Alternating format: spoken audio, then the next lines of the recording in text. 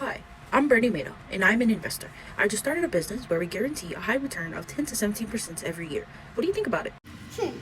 So high returns, risk-free, yearly? You know, my friends vouch for you, and your reputation speaks a lot about you. I'll take it. Harry Marco Polos. What? Wait a minute. Something doesn't look right here. The math doesn't add up. High returns every year? How is that even possible? Hey, SEC, I think you guys need to investigate the red flags that Bernie Madoff and his company are running, because something doesn't look right. No, I can guarantee you that these high returns are justifiable by the. In 2008, the biggest Ponzi scheme in history immediately sent a shockwave around the whole country. What is this Ponzi scheme? One person, Bernie Madoff.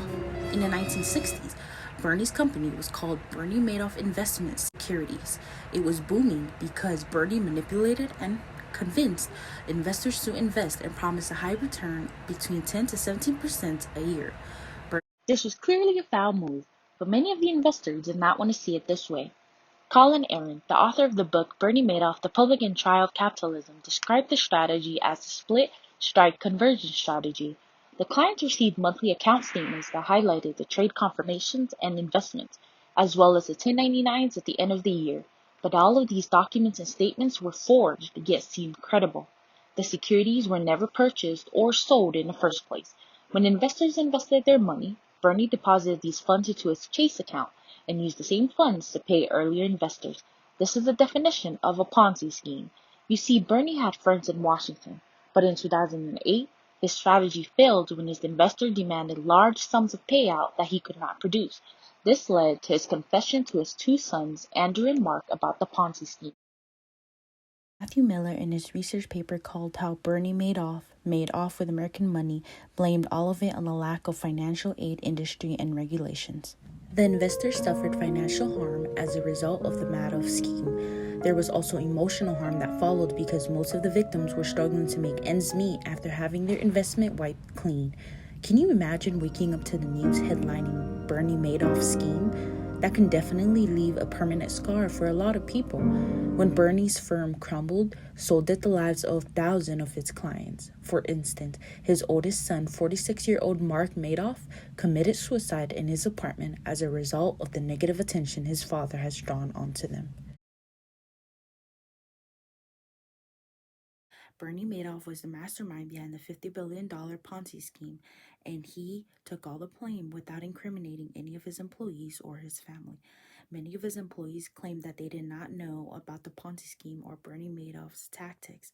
But one man by the name of Frank DePascali was the chief financial officer to Bernie Madoff. He confessed to his crimes. The rest is still a blur as to who was all involved in executing this arrangement. The main victims of the Madoff scheme were the investors. Bernie Madoff ruined himself, his family, charities he contributed to, and all of his clients. According to a case study by Diana Henriquez in 2018, she disclosed, and I quote, it claimed victims from the Persian Gulf to the Palm Beach, from Canada to Brazil, end quote. The repercussions of Bernie Madoff's Ponzi scheme affected everyone tremendously. This is why it is more important now than ever to study this crime and learn from it. Because so many people focus on conventional crimes and their effect, many tend to overlook the severity of white-collar crimes. Like Bernie Madoff, white-collar crime offenders are not classified as the typical or traditional offenders because of their... clearly, Bernie had a very exceptional reputation and was among the elite ranks in the investment world. Can you blame them for not seeing the secrets that Bernie had hidden under the table? He was well trusted by many. Besides, the economy was collapsing at the time with the recession, and people were starting to lose their faith in businesses.